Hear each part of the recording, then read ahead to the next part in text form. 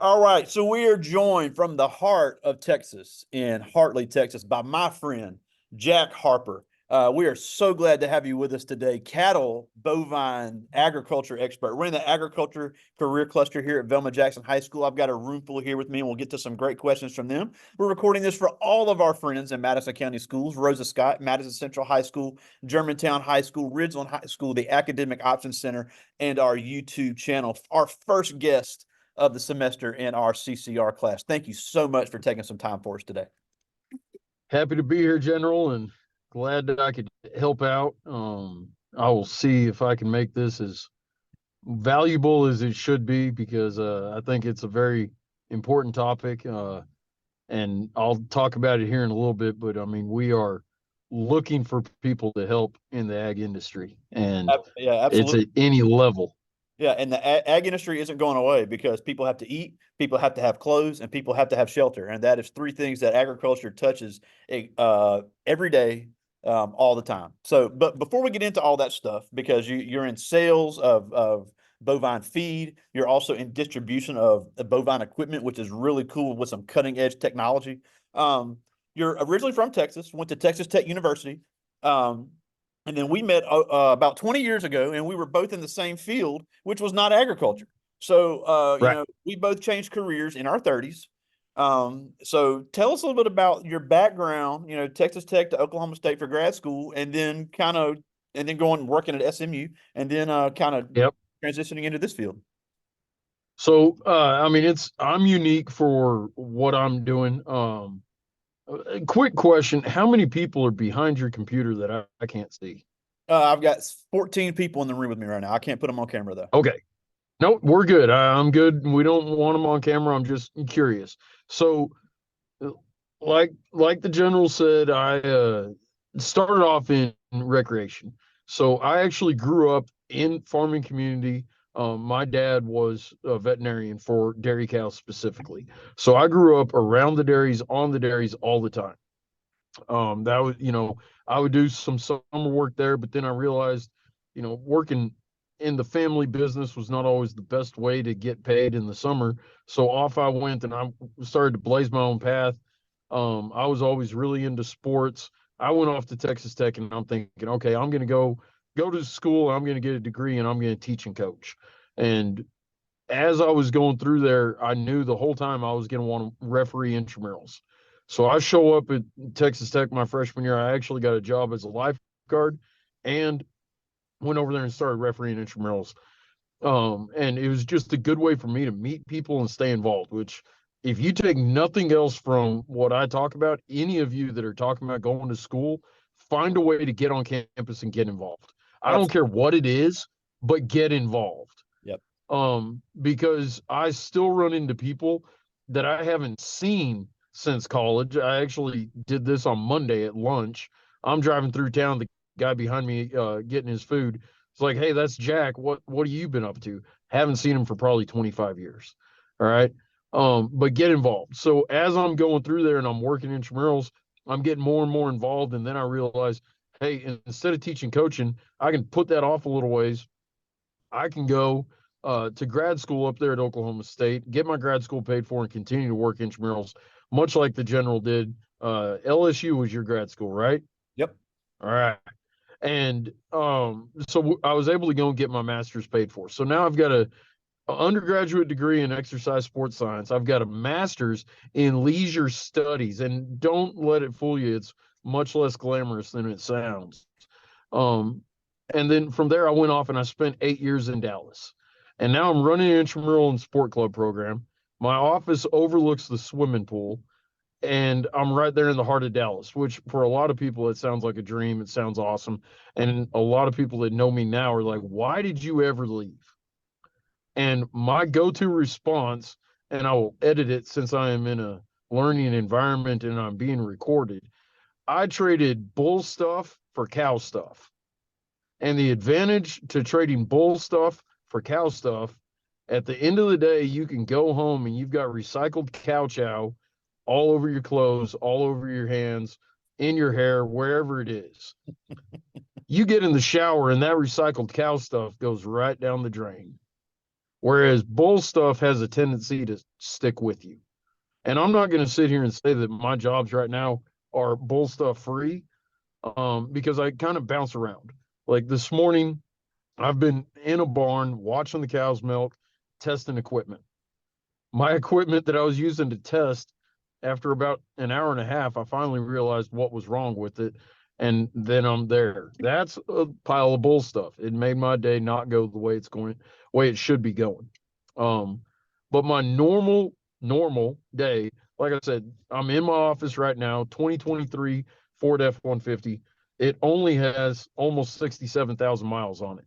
So for those of you that can do math, in the past year, that's what I've been able to drive for my job. Ooh. A lot of time on the windshield, a lot of time running around, because that is our territory.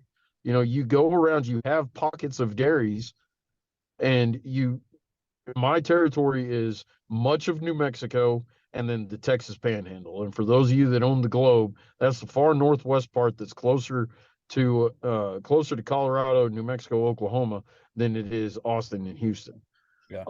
So that's where I live and that's where I run around. And there's a lot of time getting to and from those dairies to provide that customer support. And as we are developing, like I said earlier, I work for Diamond V now. I left my first jump back into agriculture. I went back to work and I went to work for my dad. And so he was the boss, he was the one in charge. I called him old man. I couldn't stand calling him dad since he was the boss. So all the time, and everybody around still knows he's the old man. And so that's how I got into it, because I knew dairy a little bit, but I didn't know what went into it. I didn't know the alkalinities and the acidities that had to be correct in order to get a barn clean. Because, you know, of the 15 people that are in the room right now, has anybody ever been on a dairy farm, on a functioning dairy farm where they milk cows? If you've been on one, please raise your hand. In general, please give me the feedback. Two. Two. Yep. Okay, of those two, how many cows do we estimate were on those farms? One says a lot. Give me a ballpark number for a lot. See, Chad, if one said 100, what do you say?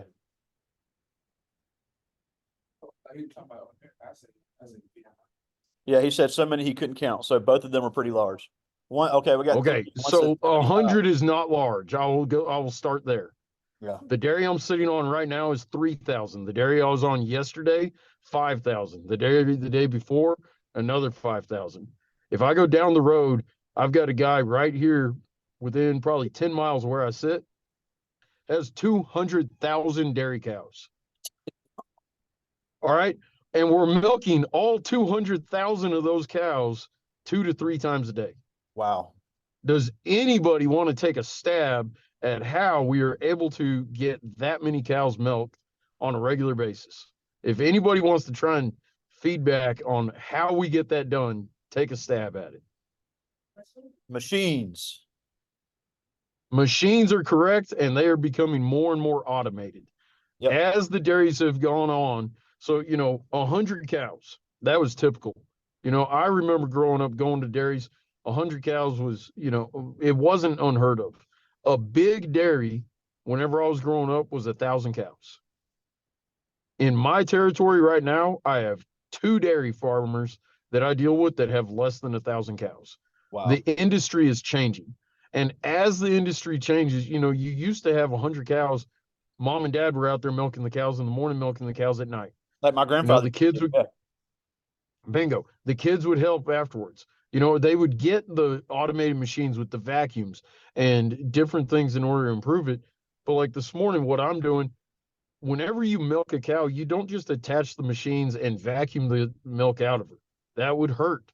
It would be uncomfortable. All right. You massage your teats and you are able to harvest the milk. So I'm in here checking that the machines are properly massaging the teats this morning. How am I doing that? With a piece of equipment that I'm not very happy with right now because it wasn't cooperating with me. All right. But it is computer based. There's so much technology that's going on and coming into the dairy farms day after day after day. And there are people that work in the dairy industry that do not know how to get some of this technology to work. All Yep. right. What I do, so I'm still involved with my dad's business. He has since passed away, so I got to become more involved than I would like to on some days, with the management of that business. So we do everything from building milk barns, installing the robots that you guys saw on videos, um, making sure that they have the proper chemicals for milking the cows and keeping getting them clean and keeping the skin healthy. And then we have to keep the barn clean. All right. Of the 15 people in the room, who has had something that came from a dairy cow today? Cheese, yogurt, milk, anything. Has I who haven't in yet. the room? Including me, everybody. Everybody. Yeah. And if you haven't, the only reason you haven't is possibly because you're either boycotting it, or the more popular one is that you may have an allergy. And that is one of the things that does go on. We understand that. But there are things out there now, one of the popular things, people were lactose intolerant. There are now milk products out there that are lactose free, 100% from a cow, because of the filtration Wow. process and the technology that is able to go through there. We're able to remove the lactose and make that better for people, because there is nothing that can replace bovine milk. Yeah. And that's a I good mean, point. And, and that's what I was, what I've said about agriculture, even if you're not on the bovine side, if you're on on the gardening, because we have another friend of the class in California that does the soil side. And, the plant side, the bovine side, the poultry side, these are not going away because the country depends on these food sources. These companies are paying good money to have a great product. And yes. and it's like you said, with all these technological advances, you people are going to want a lot of it, and they're going to want a good quality of it. So, and what I really want to talk about next is we have some great agriculture programs here in Mississippi on the community college level, and obviously Yep. Alcorn State and Mississippi State both have great agriculture programs. I know Oklahoma State does as well. We actually have another friend of ours in Stillwater that speaks sometime as well in agriculture. But Yeah. you know, I saw her recording the other day. yeah. Yeah, Dr. Courtney Jordan. She's a friend of mine, but Yes. yeah, she's at Oklahoma State in agriculture. And you talked about back in the day, it was the mom and pop out getting dirty in the field. And yeah, if there is some outdoor stuff involved, but there's a lot of science involved. And you said yourself, you need people, and the industry needs people that are just trained. We have a drone program here in Madison County Schools where you can get drone certified as a senior in high school. And how do you think these these fields are getting graphed and photographed? That's the way. So can everyone see my screen if I share it with you? Sure. Okay, so I'm going to go into share because you just went into one of my next topics. So on a typical daily basis, and let's see if I can show you this without getting into anything that might be embarrassing. All right.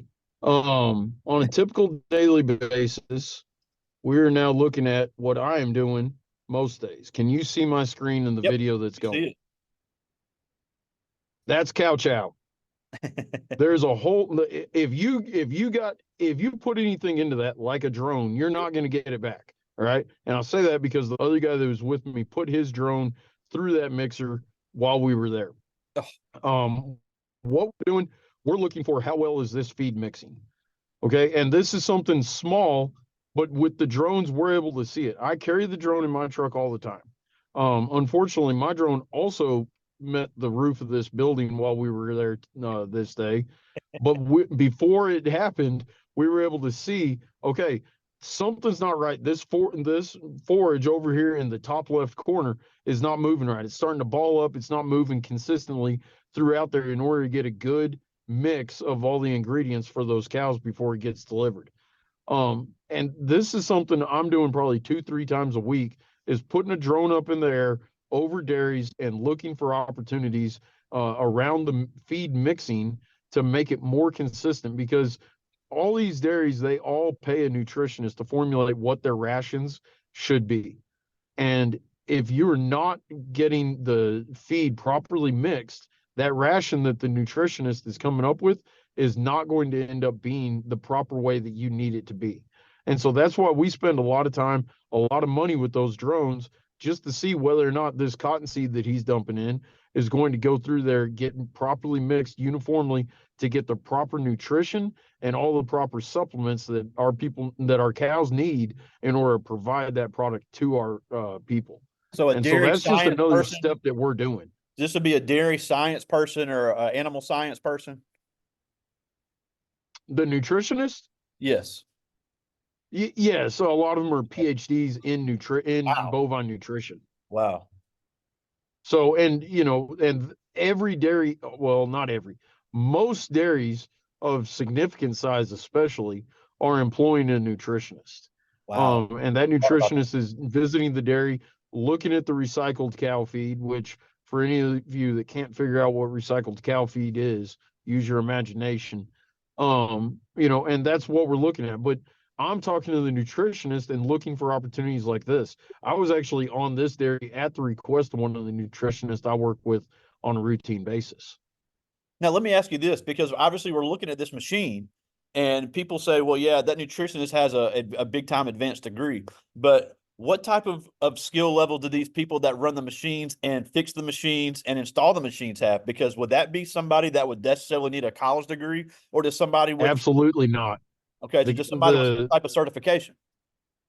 No, it is somebody who learned how to do it Wow. and is willing to show up. Wow. That is the biggest thing within agriculture. We need people, and we need more and more and more people. It is very hard to find employees, whether it's on the farm level or at my level where I'm working with multiple farms. It is hard to find help. We're always looking for more people, and I will stop sharing my screen if I could. Well, I've got a couple others I could show you really quick. So some days my job takes me elsewhere. I don't know if that pops up, but that was my job last week, where we went and we were protecting the food that was in front of those dairy cows and was being grown. And then this is just another view of a dairy farm out here in the Panhandle. You've got about 5,000 cows that go through that barn every day. Wow. And so I don't know, are you able to see those, Yeah. Greg? Yeah, we see it. Okay. All right. And so, I just wanted to show you a couple things like that. Um, and yeah, that pretty much takes care of those. Let me get out of here. That way I don't continue that. All right. Are we back to normal Yeah. now? Yeah, I see you. Now I do have some great questions from the students, and I'm going to get to them. But one thing I did want to go back and circle back on is, you talked about in our old field, and me and you dealt with a lot of the same things, and I agree. For people that are wanting to go to college, rec sports or any type of student life organization on campus, whether you stay in that field or not, I agree. Gets you involved on campus. It gets you into networking, because a lot of my friends, when I was in campus rec, I'm still friends with, and they're not in that field. So it really gives you a chance to network and meet people and get involved. Now, one thing, you said you talked about how you had everybody thought you're in the heart of Dallas looking at the pool every day. That's glamorous. People think because of the title of our job that we had that it was just so great and fun, but just because something sounds good doesn't mean it is good. And I think that's important to really do research on fields before you get into them, no matter what it is. And I don't regret my career choices. I mean, there's only a couple of things in life I regret. I've learned from it, but I do always use that as advice for young people, no matter what field they get into, to really do research to get all the facts about it.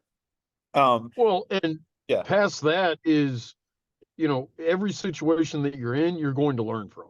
yeah, And, the big is always be looking.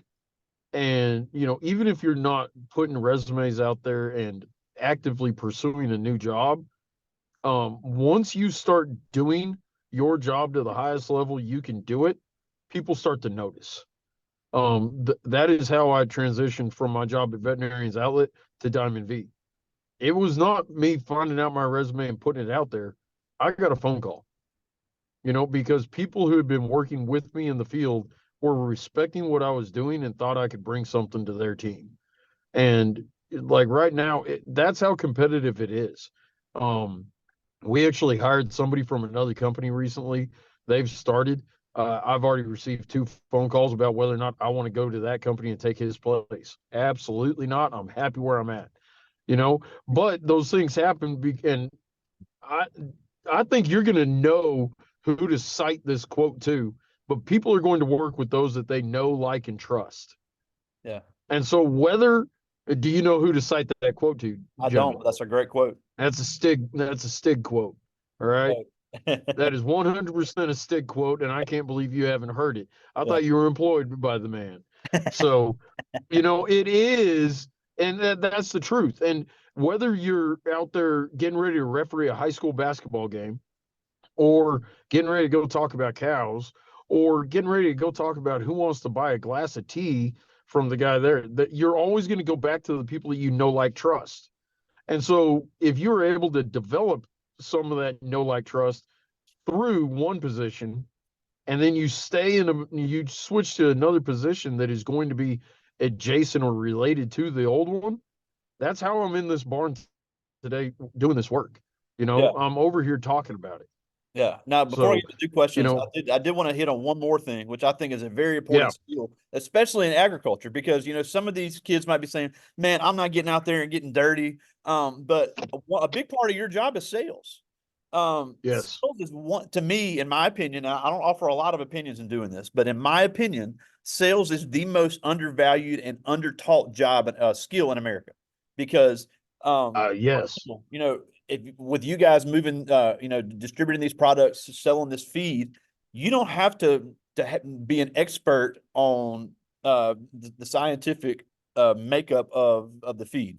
You don't have to have a background in agriculture, but you are selling things that are cost a lot of money that can make you a lot of money. So if you can learn to speak, learn to present yourself, learn to sell a product in any field, but it's agriculture is no exception. You can really make a nice living for yourself. absolutely, and it can be fun. I mean, I developed relationships with that, because, like, I've run everything on the KLT. All right, know me, like me, trust me. And then the line between customer and friend becomes blurry. And a lot of my customers are my friends. That's awesome. Now, we will also sit there and have very difficult conversations at times, but a lot of my customers are my friends, and it makes those difficult conversations a lot easier. And communication is the big thing.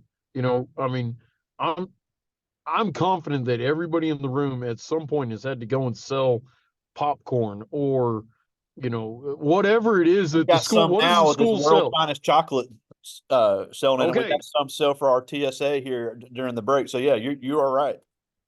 okay. Now, but how many of the kids in the room went to their parents and said, "Hey, can I have the phone numbers for so and so, so and so, and so and so in order to sell some chocolate?" Did anybody in the room go and ask for numbers to go and call people to try and sell chocolate? One person raised their hand. Okay, how many people asked mom and dad to post it on Facebook? Okay, a bunch of hands went up on that one. Okay, but now which one's going to be more effective? Because I'll tell you right now, if the one kid who called me about chocolate, I'll probably buy a chocolate bar. The 15 kids that had mama posted on Facebook, they're not getting chocolate bar. All right. There's one thing I'll do if I see it on Facebook. I'll get a gun raffle that benefits a kid. I'll buy that all day long. But the most recent one I did the same thing. I called his mom and I said, "You have that little critter, call me and I'll buy it." All right. What did Wow. I do? I bought $100 worth of raffle tickets. Wow. Why does it work? It's because he's talking to me. All right. If kids will talk, it's a lot harder for somebody to say no to a 10-year-old that's cute than a mama that puts a Facebook post on social media, or a 16-year-old that's not all that attractive and smells funny that's sitting here listening to this conversation. You got a good reaction on that one. But I do want to get to some of these I questions, figured I as did. many as I can. This first one is to Yep, go Davian for it. Smith. To Davian Smith, he's in ninth grade, member of our band here. And he asked, when you're working with the machines, what is the hardest part of moving and installing them? Not getting pooped on. I mean, it's not the working with the machines. So it's all dependent. Like, you guys saw the robots. The robots are top of the line. That is the newest technology that's coming into the industry right now. A lot of it looks a whole lot like what it did, 20 years ago. We have carousels that the cows walk into the parlor, get on a carousel while it's moving, and you've got people stationed around the carousel that attach and clean the cow, prep the cow, attach the machine. By the time she gets around to the other end, she's harvested all the milk. Machine comes off, she walks back, gets a mouthful of feed, and goes to lay down in her bed. So, I mean, the hardest part about it changes from time to time, but you have to make sure that you do it right. There's so many moving pieces, and if any moving piece doesn't get in the right spot, it causes a big problem. And so I would say making sure that you do it right is probably the hardest part about it, Yeah, and we because all any little thing can be off and then you're in trouble. yeah, and we have engineering and robotics programs we have in our school district where they can get experience in that in high school, and that is a great stepping stone into the agriculture robotic area. Absolutely. Here's a good one. This is a Layla Jones, member of our band, and she asked, "What is the process of prepping and producing the cow chow we saw, and how long does it take?" Well, you have to plant it. So that's going to be number one. You've got wheat silage, you've got corn silage, sorghum silage, any number of different ingredients, but it's going to have to be grown. Um, Through the growing, you're watering it, you're maintaining the sprinklers.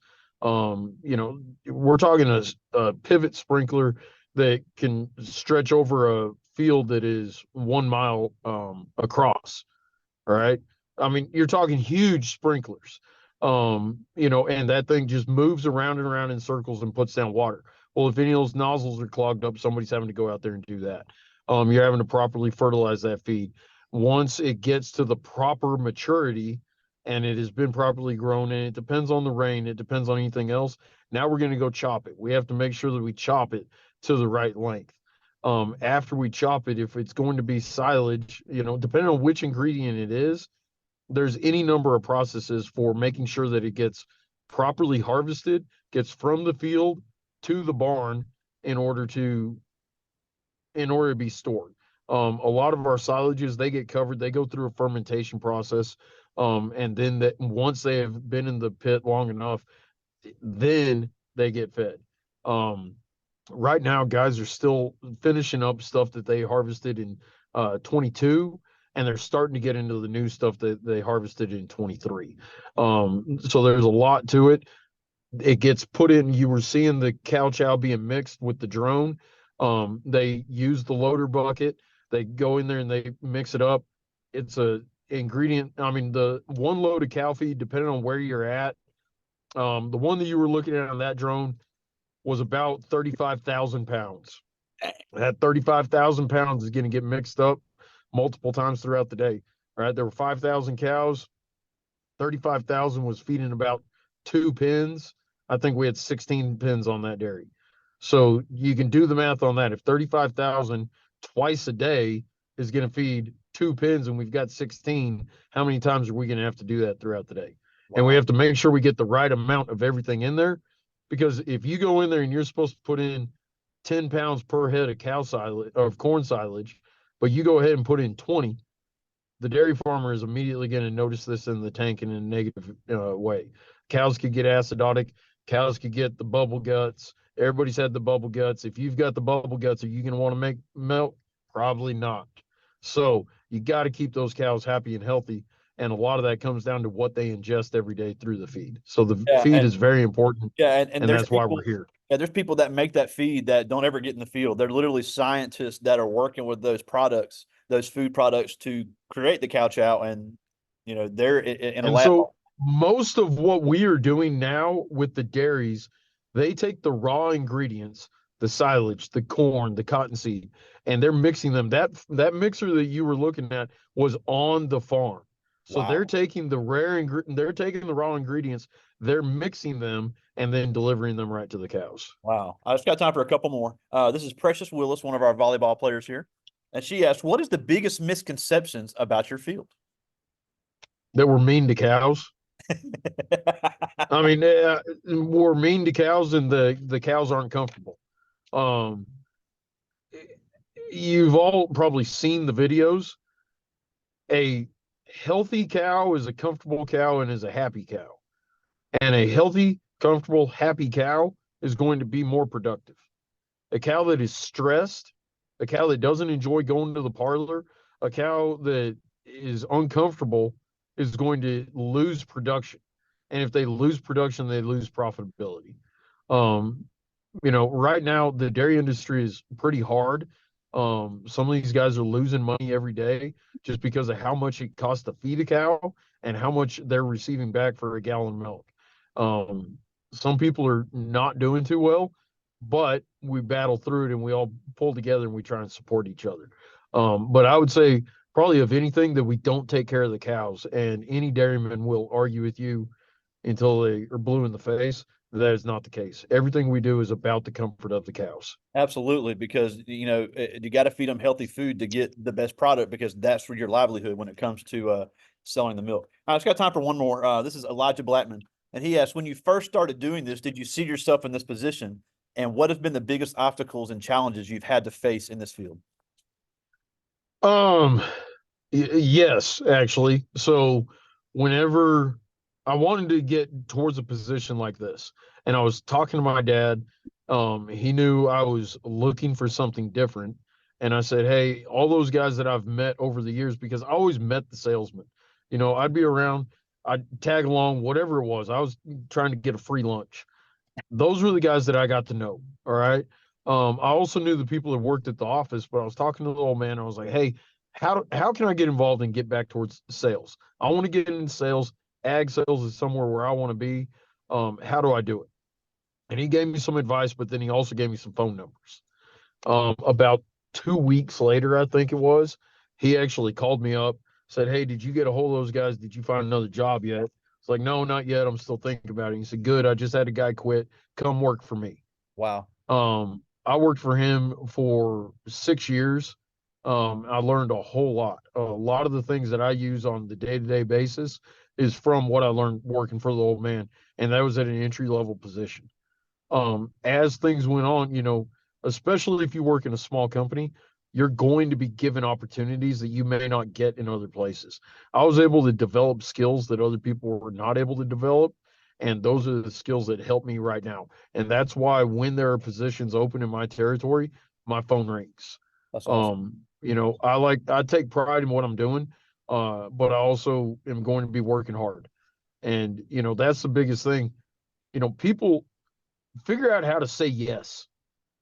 If a customer or an opportunity comes to you, figure out how to say yes. Don't give me all the reasons why we can't do it. Figure out how to say yes. All right. Figure out how, if you've got 6 days worth of homework and the general's being mean and gave it to you all on Friday, figure out how to get it done by Monday. Don't come back on Monday morning and say, I didn't have enough time to get all that homework done. Figure out whatever it is, whatever the task is, figure out how to say yes. Absolutely. Now we're almost out of time, and we thank you so much. This has been educational for me. A lot of things I didn't know. But before we go, just really talk about why ag needs these young people to at least consider getting involved in it, because this field is not going away and is going to keep advancing. You nailed it right there. All right. It's not going anywhere. All right. No matter how many alternative products come to the market, no matter how many things people are trying to figure out, if I put if I put a ribeye steak or a Beyond Meat, whatever those things are, in front of you, which one are you going to choose? I hope you choose the ribeye, and I hope it's 100%.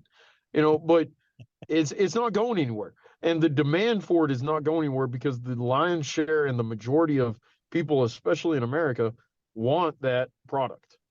And as the technology that makes it helps the production and makes production more and more and more efficient, as the technology becomes more and more advanced, we need people that understand technology and can work there. We have people that work in our company that haven't seen a dairy cow probably in the last year and a half, right? But we also are a company that we service anything from the aqua industry, shrimp and fish, commercial there, all the way out to the bovines, equine, dogs, cats, companion animals, beef animals, everything in between.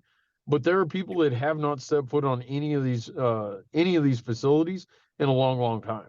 All right. And so it's just there are a lot of opportunities. You don't have to get dirty, but be open to agriculture because there are so many different ways you can go and be successful and have a long lasting career. So Absolutely. Well, Jack Harper, all the way from Hartley, Texas, in the heart of the Lone yes, Star sir. there in the Texas Panhandle. It was so good to talk to you, my man. It's unbelievable how old we're getting. But you wanted me to say it on the recording. I mean, if two idiots like us can figure it out, these kids have plenty of time to figure it out as well. So we thank you so much Hey, for. speak for yourself. I'm aging like a fine wine. I don't know what you're talking about. All right. But nothing like two knee surgeries and anything like that to make me feel old. But I better get back to it. I'm gonna get over here, talk to these cows. Everybody have fun. And if you ever have any questions, get a hold of the general, and the general will get a hold of me. Absolutely. Jack Harper, appreciate it, man. Talk to you soon, buddy. Yes, sir. Have a See good ya. one.